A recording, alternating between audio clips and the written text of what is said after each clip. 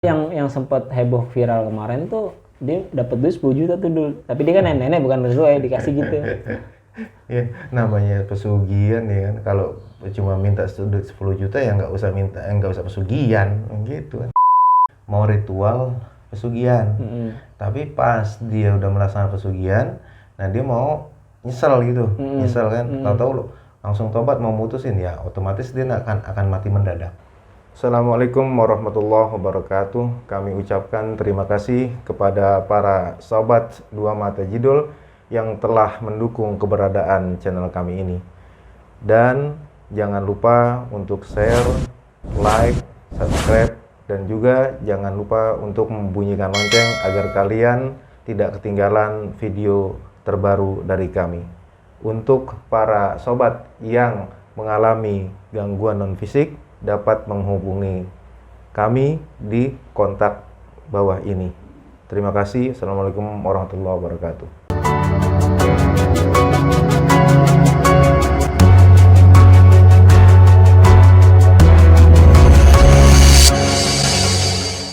Assalamualaikum warahmatullahi wabarakatuh. Waalaikumsalam warahmatullahi wabarakatuh. Kembali lagi bersama kami di Dua Mata Jidul bersama saya Fandi. Saya Jidul. Apa kabar Dul? Lumayan lama lagi nih kita nggak upload ya Dul ya, karena habis sibukan masing-masing Dul. Oh gini Dul, gue punya kemarin kan nganggur maksudnya gitu kita nggak ada kesibukan nih Dul. Gue buka-buka browsing aja tentang pesugihan sate gagak nih Dul. Kayaknya gue penasaran nih tentang pesugihan sate gagak. Ditambah lagi beberapa waktu yang lalu ada YouTuber yang heboh, cukup viral lah ya. Beberapa waktu yang lalu tuh masalah sate gagak. Jadi dia tuh membakar sate gagak di hutan dan tiba-tiba ada satu sosok jin yang ngasih dia duit gitu, sejumlah 10 juta kalau nggak salah. Yang dari yang lo tahu tuh bagaimana itu dulu sate gagak, pesugihan sate gagak? Pesugihan sate gagak otomatis dia memanggil genderuwo ya. Tapi kalau yang di situ nenek-nenek bentuknya, tapi gue baca-baca artikel lain ada yang berupa genderuwo gitu. Jadi yang lo tahu nih yang versi genderuwo nih Dul. Emang kalau kebiasaannya mah sebetulnya sate gagak itu ya istilahnya kita memanggil genderuwo. Selain daripada genderuwo ya dari dulunya ya belum ada kita manggil misalnya jual sate gagak yang datang nenek-nenek gitu. Tapi belum ada. Oke deh, berarti yang genderuwo nih awalnya tuh gimana dulu mencari pesugihan sate gagak ini yang biasanya orang-orang lakukan? Apa kalau sekarang kan ada media Google gitu ya, bisa nggak sih sendiri tiba-tiba langsung datang? Kalau Google misalnya nyuruh nyari pohon, cari kuburan, terus bakar sate, itu bisa nggak sih? Apa harus ada juru kunci? Kalau sendiri dibilang bisa ya bisa aja sebenarnya. Bisa? Bisa, cuman kan dikhawatirkannya nanti nggak ada apa yang nuntunnya gitu. Yang nuntunnya nggak ada.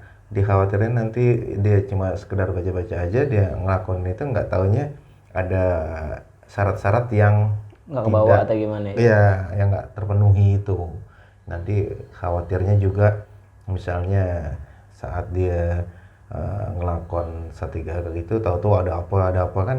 Step-stepnya nanti takutnya miss tuh Dul ya. Iya, jadi kebanyakan orang pasti dengan juru kunci. Dengan juru kunci, tetap dia harus ada yang nuntun lah ya, ngasih petunjuk begini gitu.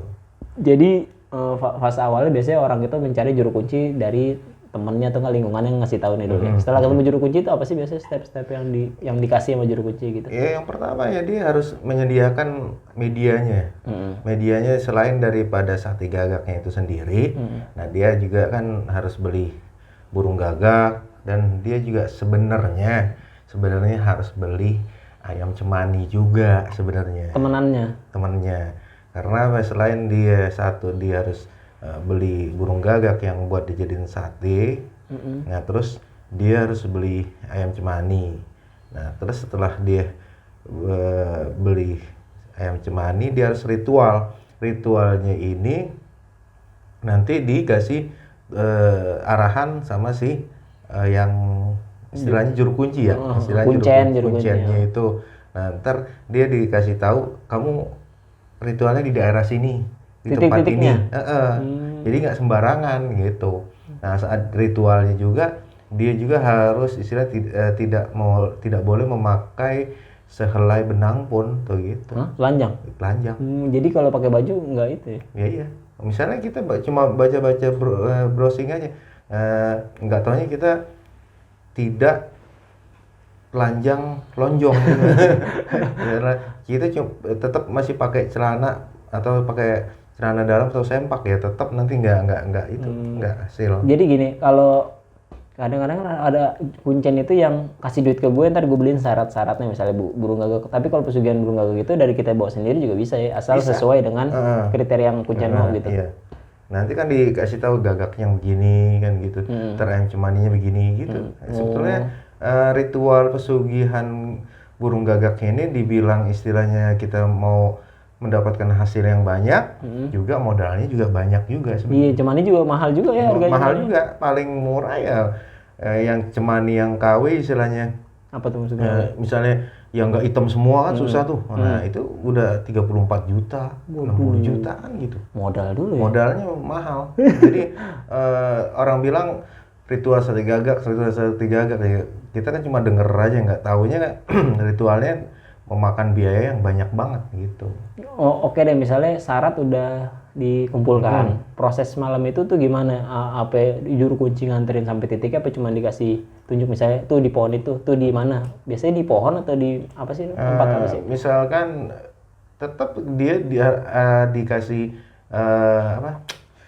rujukan masih juru kunci ini, yuk ke sini yuk. Nanti kamu di sini aja. Nah, saya nanti balik pulang, ya udah pulang tuh juru kunci. Yang penting juru kunci udah ngasih tahu tempatnya di situ yang harus diritual. Misalnya satu, pertama makam misalnya yang angker yang gitu. Keduanya pohon besar seperti hutan gitu, pohon karet, pohon apaan banyak di situ. Nah, kalau ritual di makam itu ya, dia harus muter keliling. Jadi seolah tukang sate itu menjajakan sate itu dari kampung ke kampung gitu. Dalam keadaan telanjang, Bang. Iya, telanjang bulat itu.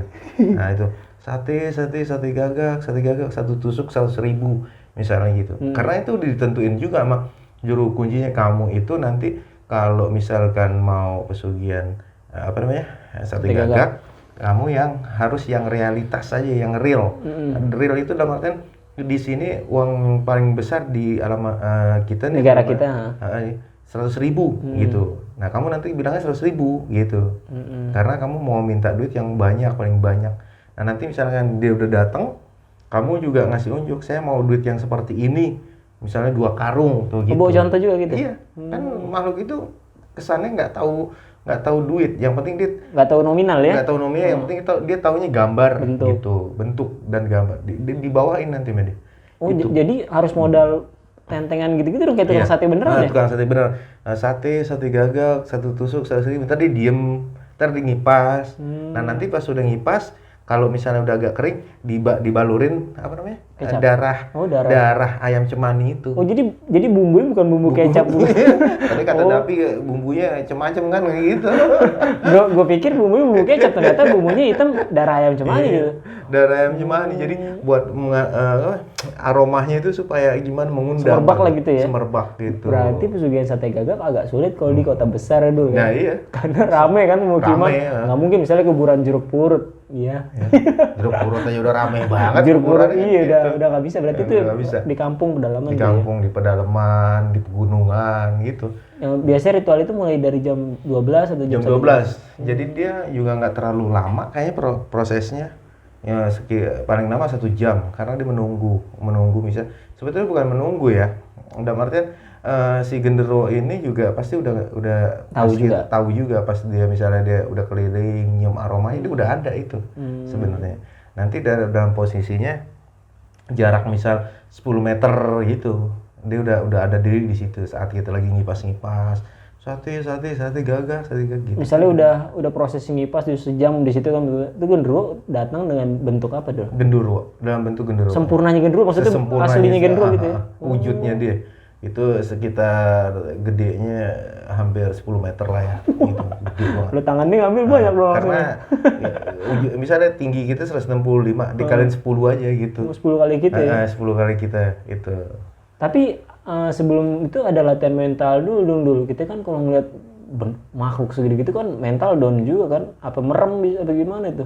Kalau kita tiba-tiba dengan dalam hati ya Allah gitu kan menyebut nama Allah, padahal kita pengen pesugihan tuh nggak namanya orang udah nekat nih kan, bodo amat udah ya. misalnya hidup udah miskin, udah gini, jalan satu-satunya dia harus ngelakuin ritual pesugihan. Ya mau nggak mau, apapun resikonya, apapun yang akan dihadapinnya ya udah siap aja udah gitu. Jadi nggak misalnya kalau misal nanti kan ditanya sama si juru, kamu benar-benar sungguh-sungguh kan gitu, udah siap, udah mantep gitu. Oh iya. Nah di situ. Ya, jadi genderuwo yang makan itu satu aja tuh Dul. Iya, karena itu potongan-potongan sate gagaknya emang istilahnya disuruhnya di atas anjuran si juru kunci itu gede-gede segini-segini, karena dia tuh kalau kecil-kecil nggak berasa istilahnya gitu. Buat makhluk segede begitu ya.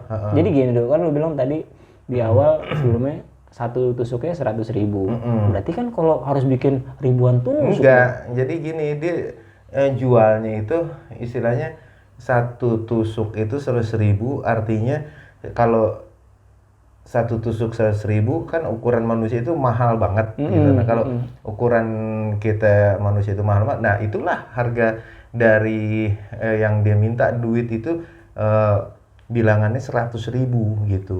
Pecahannya 100.000. Jadi istilahnya kalau kita mah nggak kuat beli satu tusuk sate 100.000 kan gitu. Soalnya yang sempat heboh viral kemarin tuh dia dapat duit 10 juta tuh dulu. Tapi dia kan nenek bukan sesuai dikasih gitu. Ya namanya pesugihan ya kan, kalau cuma minta duit 10 juta ya nggak usah pesugihan gitu kan. Nah pesugihan kita minta duit banyak, miliar-miliaran. Setelah proses itu selesai duitnya berupa apa maksudnya neblak di tanah, apa bahasa neblak ya, apa geletak di tanah gitu dulu. Ya kalau misalkan istilahnya pesugihan sate gagak kan kita misal mau minta duit banyak kan, banyak ya kita harus nyiapin tempat lah. Enggak segitu-gitunya. Enggak bukan yang ditaruh tanah gitu, berarti siapin tarung ya. Tempat misalnya kita butuh gerobak atau butuh karung gitu.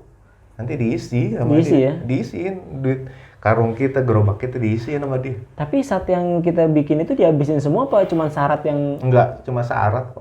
Kita jual sate. Karena apa? Jual sate ya istilahnya kamu selain jual sate mau apa lagi maksudnya? Ya saya minta duit gitu. Oh gitu ya. Gitu. Itu kan cuman istilahnya apa ya? Kesepakatan dia melakukan pesugihan itu ya. Gitu. Oh bukan transaksi jual beli ya. Bukan transaksi jual beli semata-mata, bukan transaksi jual beli sate. Tapi kita itu sate gagak itu cuma media untuk memanggil gitu, buat memanggil. Tapi istilahnya kita bilang sate gagak satu tusuknya 100.000 satu, itu supaya orang genderuwo itu pada mau beli. Itu dia makanya kalau transaksi kan jatuhnya sekali putus, kalau pesugihan kan akan selamanya terus, gitu ya. Nah misalnya malam itu dia berhasil nih. Malam itu dia berhasil, dia kan ketemu lagi dengan juru kuncian ya kan pasti kan. Itu biasanya berapa waktu lagi nih sampai dia melakukan pesugihan itu? Apa bisa diwakilkan? Apa dengan cara lain dia bisa? Kalau sate gagak sate gagak itu seperti kayak orang ngecas apa ya, ngecas kekuatan gitu ya. Jadi sistemnya itu nggak per setahun sekali atau per 5 tahun sekali, enggak. Bahkan dia lebih cepat dari pesugihan yang lainnya. Kalau sate gagak ini setelah kita awal kita jual sate gagak, artinya pesugihan sate gagak, nah itu kita dapat duit, nah kita udah bisa membangun ini, udah bisa beli rumah. Duit karungan, karung. Udah nanti jelang 41 hari itu nanti dapat teguran dari si genderuwo itu. Udah cepet banget. Ya, itulah kecepatannya lebih dari pesugihan yang lain. Kalau kandang bubrak kemarin kan yang di episode sebelumnya kita bahas kan itu 3 tahun maksimal tuh ya udah harus renov rumah. Kalau ini 40 hari. 40 hari dia cepet dia kalau sate gagak. Ya namanya istilahnya kita ngasih makan bangsa jin setan ya, setan begitu. Kita dikasih duit banyak tapi kan istilahnya harus menyediakan juga makanan dia. Tapi gini, ketika yang kedua akan dapat duit lagi dan dapat duit lagi terus. Iya, misalnya kita mintanya pertamanya taruhlah 4 miliar ya. Yang keduanya nanti kita minta berapa lagi gitu, dikasih lagi. Tapi terus nanti dia akan minta. Kalau kita kelupaan ya udah 15 gitu. Jadi setelah kedua, ketiga kan akan terus tuh dia biasanya kan. Tapi kan namanya manusia nih dulu ya, punya rasa jenuh. Dan biasanya kan pasti terjadi tuh sama manusia kan. Duit gue udah banyak banget, ngapain sih gue ke situ lagi kan gitu, ya kan? Efek awalnya tuh apa tuh teguran pertama yang terjadi? Masa langsung mati? Enggak kan? Enggak, sebetulnya gini ya. Ya kalau misal secara logika, secara manusiawiahnya yang orangnya kenapa sih dia latar belakangnya miskin terus pengen kaya, terus dia pesugihan, otomatis kan dia pengen banyak duit. Nah kalau dia udah merasakan banyak duit kan hidup enak kan gitu. Nah kalau misalkan pesugihan Sate Gagak ini orangnya tahu-tahu mau memutuskan begitu ya nggak bisa, karena dari keserakahannya aja udah ada kan gitu. Jadi lah gue baru istilahnya sekali aja udah bisa beli rumah, bisa beli mobil, itu dia tadi. segala macam. Nah terus dia mau menambah lagi kan gitu, takut istilahnya orang kaya itu yang ditakutin cuma satu ya kan, dia takut miskin doang. Nah sama orang yang pesugihan juga ya, karena udah merasakan duit banyak, hidup enak, punya mobil, punya rumah, punya segala macam, ya udah enak, dia takut jatuh miskin lagi ya. Mau nggak mau nanti dia berusaha buat apa? Tetep ya. Lanjutin lanjut lagi gitu. Kalau kandang Bubra kemarin kan biasanya si istri itu tahu yang dilakukannya pesugihan kandang Bubra. Kalau Sate Gagak ini istri atau pasangan perlu tahu nggak, apa bisa sendiri-sendiri tanpa persetujuan istri? Yang namanya pesugihan itu harus istilahnya kesepakatan dari istri. Pasangan kita ya. Kalau nggak kesepakatan nanti jatuhnya misalkan si Dapi mau ritual pesugihan. Tapi pas dia udah melaksanakan pesugihan, nah dia mau nyesel gitu, nyesel kan, tahu-tahu langsung tobat mau mutusin ya, otomatis dia akan mati mendadak. Satu akan mati mendadak, dan istri serta anaknya nggak tahu, nanti dampaknya, imbasnya nanti anak dan istri kena tuh gitu. Jadi istrinya harus tahu gitu. Jadi tetap juga ya harus tahu. Kirain karena kita lakuin sendiri-sendirian nggak perlu tahu gitu ya. Enggak juga kan, nanti pas dia merasakan ada hasilnya setelah dari pesugihan Sate Gagak, jual Sate Gagak ini, otomatis kan duitnya ada banyak. Lah kan tahu-tahu kalau kita punya duit banyak, istri kaget gimana? Lu 40 hari sekali bawa duit MM-an, karung-karungan dari mana pasti? Iya, kan gitu kan. Iya. Nanti dia tahu-tahu kaget. Tapi berlaku juga nggak sih lu kayak lu pesugihan Sate Gagak yang nggak boleh makan enak, nggak boleh baik sama orang tuh bisa sama juga gitu ya? Harus pelit juga tetap. Ya yang namanya pesugihan hampir rata-rata ya. Kalau pesugihan itu rata-rata. Satu buat istilahnya kemewahan, Terlihat mewah ya. Terlihat mewah, bisa dihormatin sama orang sekampung gitu. Ya. Wah sih, tapi keren loh, rumahnya gede banget, mobilnya 10 kan gitu. Nikmatnya enggak juga ya. Iya. Gitu. Jadi buat istilahnya apa namanya? Buat status aja kan gitu. Status sosial di mata masyarakat dia hebat gitu.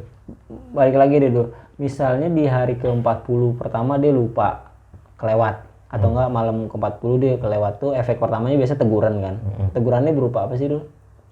Jadi sebelum jatuh 41 hari itu biasanya malam 2 hari sebelum malam 41, berarti malam 39, malam 40 dia udah didatangin masih Ganderwo dalam mimpinya, dalam tidurnya itu. Dalam muka yang garang, yang gimana, yang gitu kan. Ingetin jangan lupa lo 2 hari lagi gitu lah ya.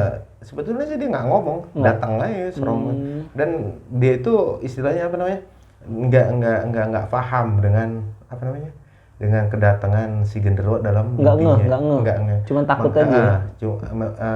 Makanya ritual pesugihan apa namanya Sate Gagak ini harus ada yang nuntun. Nah ini kalau nggak ada yang nuntun nanti tak dikhawatirnya kalau misalnya si Genderuwo datang dalam mimpinya, dia nggak tahu maksud dan tujuan Genderuwo itu.